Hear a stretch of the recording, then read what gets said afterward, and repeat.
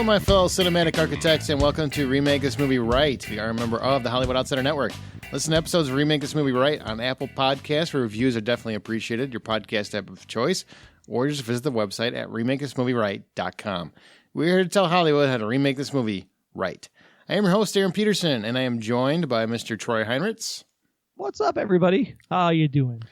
Well, they're about to be excited because we are going to do some feedback from various episodes. I haven't had one of these teaser episodes in a little bit, so we thought we would do one because of the Memorial Day holiday, which we'll be taking that week off. So it's there's a little extra stretch before the next episode. So I wanted to give you something to keep everybody listening. And we're going to talk a little bit about some of the remakes that have been announced lately, which there have been a lot because apparently Hollywood has run out of ideas, which is good job security, Troy. Yeah, because if you look at some of these remakes that are coming out, you're just going to be like, why, dear God, why?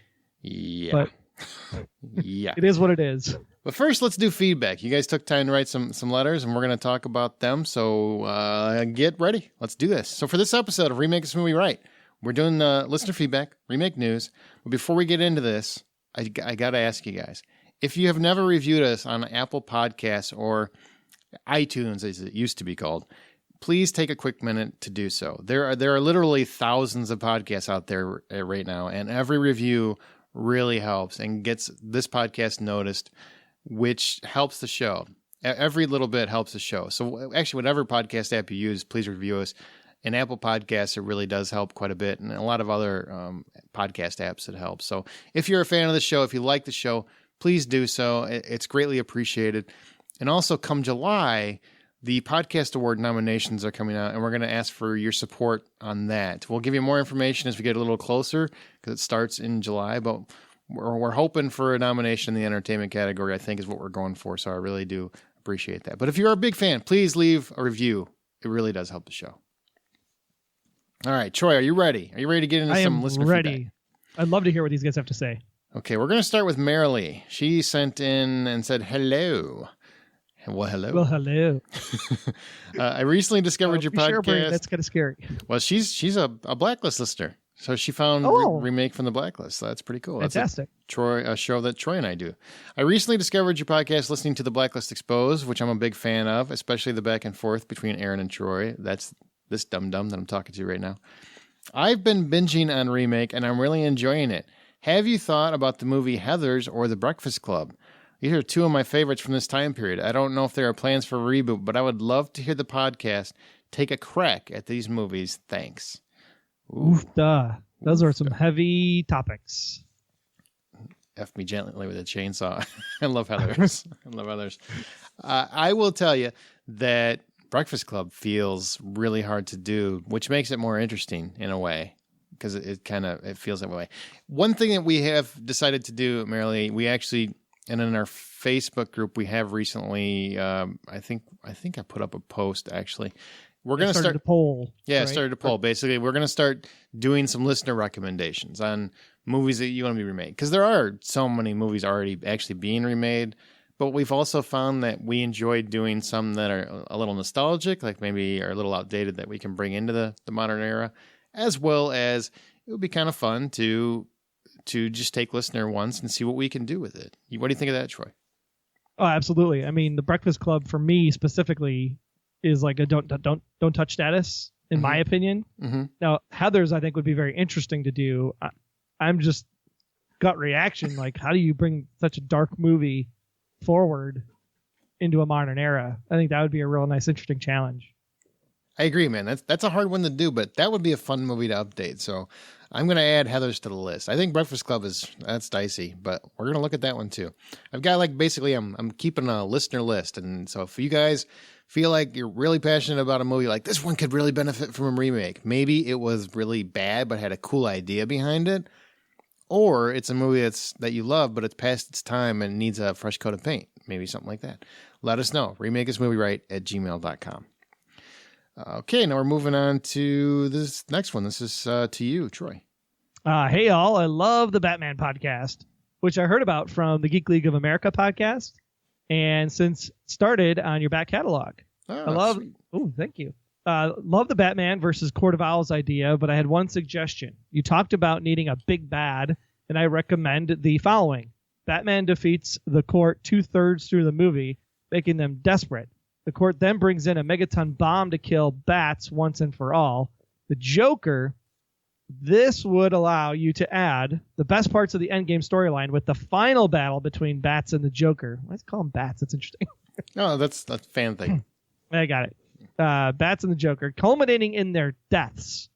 It would also allow for one of my favorite Bat panels ever to show up on screen, the Joker throwing one of his famous playing cards right into Batman's eye. This would allow for Nightwing to pick up the mantle in the future films and would let Ben Affleck off the hook for playing the role again. Great job, all. Keep up the awesome work, Matt. Man, I like that a lot. Which Joker? Are we talking with the grill or without the grill? That's really the important question. Definitely without the grill. I hope his grill's gone in the next movie. I think his grill's on a car, and then you can have a souped-up car for the Joker. That'd be fine. Yeah, I'm fine with that. That's good. That's a great idea, man. I really dig that. That would be a lot of fun, I think. And I think the concept of actually killing Batman would be great because everybody's afraid to kill Batman. I think that would be pretty exciting, actually. They killed Superman in the last Batman movie, so why not? Make it a twofer. Did they? Did they? I don't think so. I saw Dirt Move. All right, Jennifer M. So just started listening to Remake This Movie Right and loved the Gremlins episode. You mean Kremlins, wow. Jennifer? Throwback. I'm pretty on board with your ideas, except I think you missed the boat with one thing. If I remember that episode, we missed the boat on everything. It was bonkers. Your Gremlins multiply in sunlight, right? And where is this movie set? Russia, land of the midnight sun. So if you had the family visiting during the summer, the fact that they wouldn't have a night to stop the Gremlins from multiplying could definitely get you to your World War Z wall climbing moment. Absolutely. That was the plan. That's true. That was the plan. It's good. I like it. And you go back to those first few episodes and you can tell we were definitely having more fun than being intelligent about it. So that's where that came from. But I always loved the Gremlins poster. That I don't remember who did it, but it was great. I think Brian drew it up. Yeah, Brian did it. It was great. We'll have to get that reposted in the Facebook group for some laughs. There you go. Sherry Odom wrote in, following our Matrix episode, said another solid episode. And I'm not just saying that because Troy was there. Well, you could say that, Sherry. I'd be okay with that. The Matrix isn't one of my favorites. I watched because I was a good wife, but I would watch your version. And as good as the first one was, I was confused a lot. Well, hopefully we unconfused it for you, Sherry. I don't know if you can unconfuse. I mean, the first movie I understood, but man, then you get into the next one, and the next one, it's like, what? What happened? What just happened? Oh, okay. And there is some more Matrix feedback coming. We'll have that on our next teaser episode, I think. All right, Transformers. This is feedback on our Transformers. This is from Andrew Jeeves. Hey, Aaron. Well, hey, Andrew. Loved your Transformers remake. My pitch would go like this. Decepticons have come to Earth in order to conquer Earth and enslave everyone on Earth to harvest energon and other valuable resources to help with their revolution on Cybertron.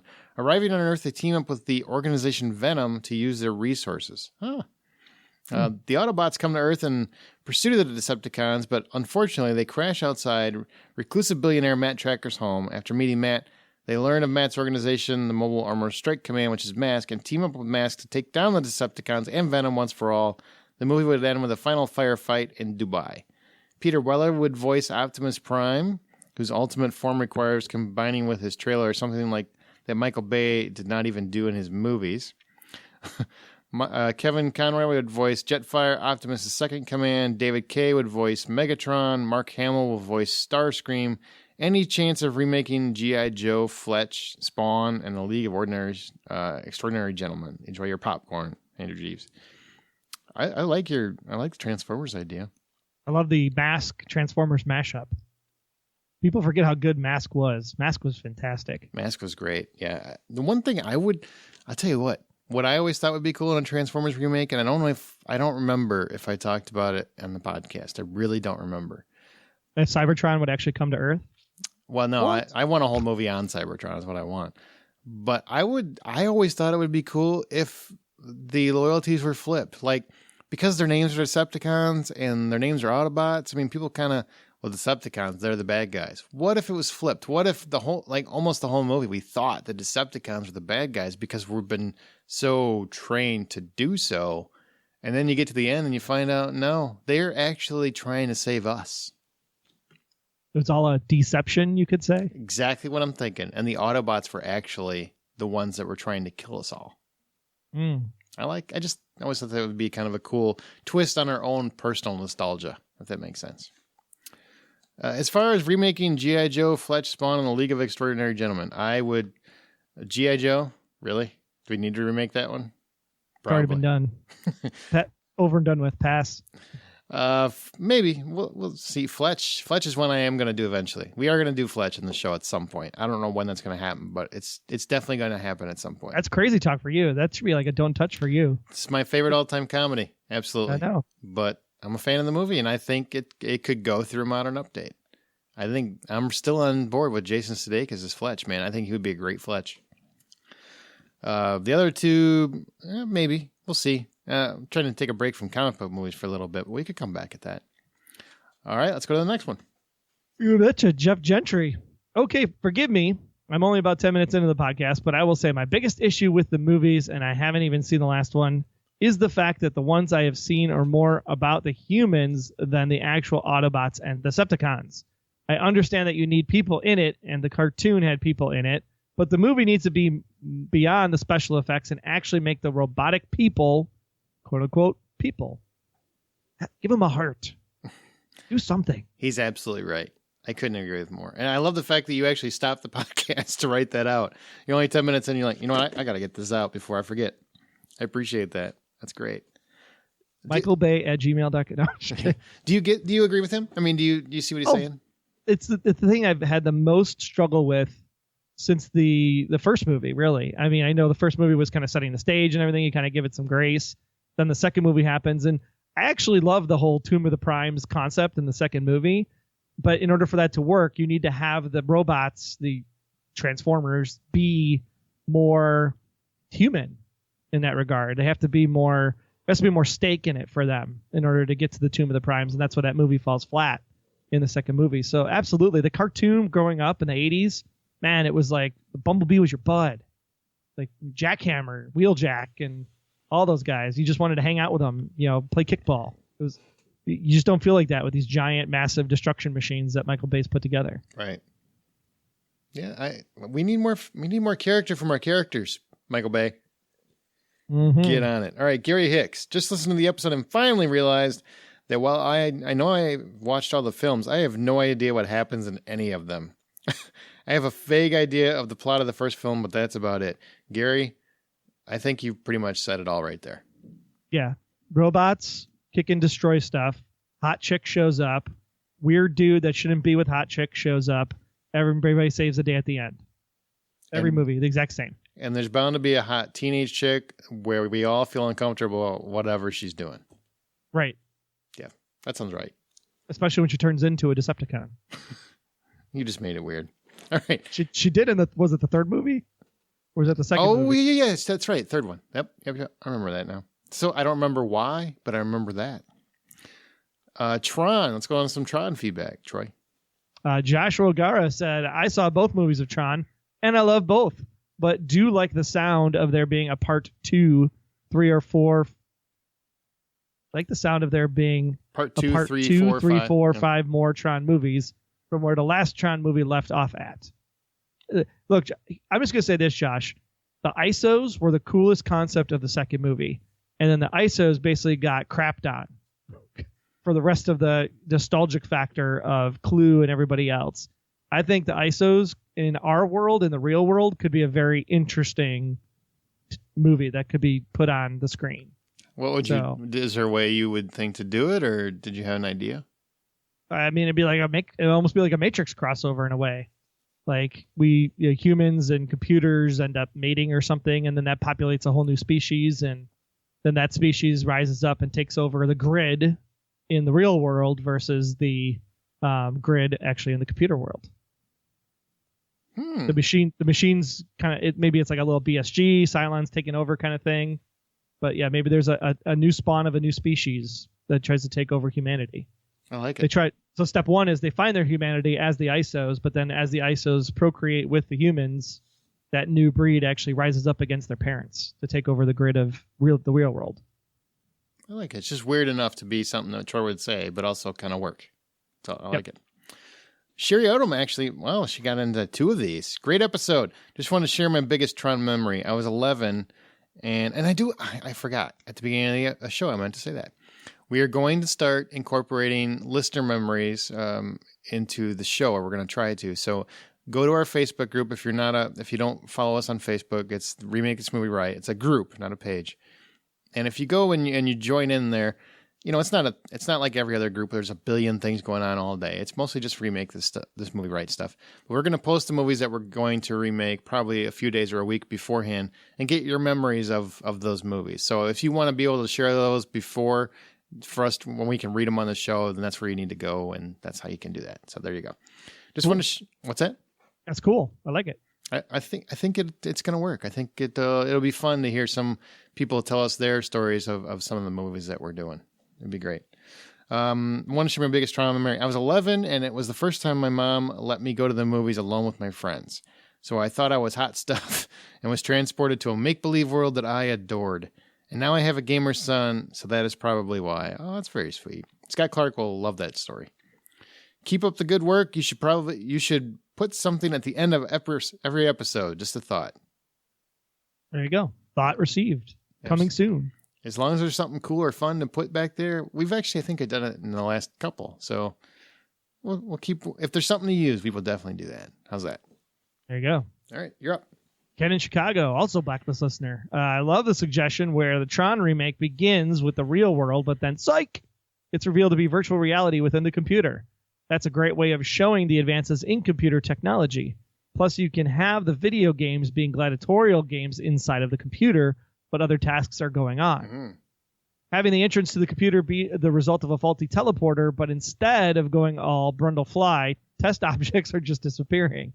And I love that reference. And while they're trying to find a secret file that could give Kevin Flynn control of his company from a secret government contract, he's busted by his evil partner and thrown into the faulty teleporter. When he appears in the computer, he finds the other test objects. Nice. I also like making Flynn to be Tron in the computer. I tweak it by having it be his alter ego so that he can change into Tron a la Diana Prince, Wonder Woman, Bruce Banner, Hulk, Billy Baston, Captain Marvel, where it's not just a costume change a la Clark Kent, Superman, but he has enhanced abilities, strength, speed, endurance, etc. So Tron is now a superhero. One thing to remind us, the video game roots, Tron does well in the video games, but gets cocky and killed. But it's okay. He uses an extra life. The Bitzines mourn the loss of his first life, and that he has only 2 remaining. I really like that. I like that a lot. I also love the idea of the final boss battle with the MCP. After defeating MCP's minions, MCP goes all Thanos with a fine, I'll do it myself, and faces off against Tron in a final battle and is defeated and destroyed. Tron is ecstatic. Finally, he and the rest of the realm are free, and he's stabbed through the heart. He forgot MCP has 3 lives too. Well, 2 now. Meanwhile, Tron has only 1 life to live. Of course, he'll win, and with winning, he frees all the Bitzines, finds secret corporate government file needed to regain control of the company, save the humans in the real world, and live happily ever after. Meanwhile, it ends revealing that the love he met in the computer, instead of saying a tearful goodbye, opted to enter a brave new world with him and be teleported into the real world. Kind of like the ISOs. I like that. Well thought out, man. That was great. Love it. Love it. Wild West, got a couple there. See, I know it's been a while since we had a teaser. My bad. Wild West, Mike Jasko. I'm actually shocked to hear that people didn't like Wild West. I always loved this movie, as you should, because it's Wicca Wild West. That's why. Giant mechanical spider. Yeah, that is the big factor. It's always a big factor. Fred Firestein said, I remember I got some sort of promotional CD with the theme on it, and I played it over and over on my new digital computer speakers back then. Also, Selma Hayek in Danger? You know, that's right. Oh, hell yeah. Oh, well, Fred, I'm with you. Oh, yeah. Kyle Nolan, I remember that after I saw this film, I really wanted to check out the series, but I never did. After listening to this podcast, I once again got the bug to check out the original. Well, then write back and tell us what you thought, man. Come on. Yeah. Tell us if you actually did follow through. Yeah. This is from Craig, and this is Escape from New York. We got a couple from Escape from New York. I like the idea of doing it on TV. Mature, dark, and have New York be cordoned off and part of a war zone prison. but bring Pliskin back into his military roots and have him gather an elite specialized team almost like Hogan's Heroes meets the Underground Railroad. And their job is to get people out and infiltrate. That's kind of weird. Like, I don't think he knows what Underground Railroad means. And their job is to get people out and infiltrate and move things and support position the resistance in the background, but in plain sight. Oh, I see what he's saying. Like, do a Hogan's Heroes using an Underground Railroad to get stuff in and out. Got it. Okay. Get the double agent vibe, the behind the scenes ongoing drama, but also allows for a degree of procedural like the Blacklist. Oh, it could be a prequel type thing to call back to his military hero days. And that is why he is their go-to when Escape from New York comes about, because who would know it better than Pliskin? I like that. It's cool. I like really a prequel. Yeah, I like that idea. And you know what? I was somebody had asked me. I had a voicemail, and I can't find it. So shame on me. But was basically all they wanted to know was, hey, did you hear? How did this get made? Because I guess they did a Escape from LA podcast, and basically all I did was they just crapped all over that movie. And I gotta tell you, man, yeah, it's not that great, but it's still kind of fun to watch. You know, it's a good B movie. I enjoy it, and I'm probably more in love with Kurt Russell than any human on the planet, so that's probably why. But yes, I listened to it, and it was hard to listen to because I felt like they didn't appreciate it the way that I would. You know, that's all. Kyle Nolan, as someone who owns the film on Laserdisc, I agree that there's nothing wrong with Captain Ron. Yes! Captain Ron is the bomb, yo. Except that's the wrong Laserdisc. Why is it the wrong Laserdisc? This is Captain Ron and not Pliskin. Yeah, but we talked about Captain Ron in the episode. I know. You would know. And actually, we're doing another episode with that fella. He's coming back, and we'll tell you a little bit more at the end. So hang tight. Now we're going to do some quick remake news. Now what I'm going to do is I'm just going to barrel through the ones that, some of the big ones that have been mentioned, okay? And then Troy and I, you and I can discuss them once we're done. You ready? Got it. Okay. Hellboy is getting a reboot. Instead of Hellboy 3 with Ron Perlman and David Harbour from Stranger Things is going to be starring as Hellboy. That's one. Firestarter, Stephen King's Firestarter is getting a remake. Maybe that's a good episode. I don't know. Valley Girl is getting a remake, and apparently they're going to do it as a musical.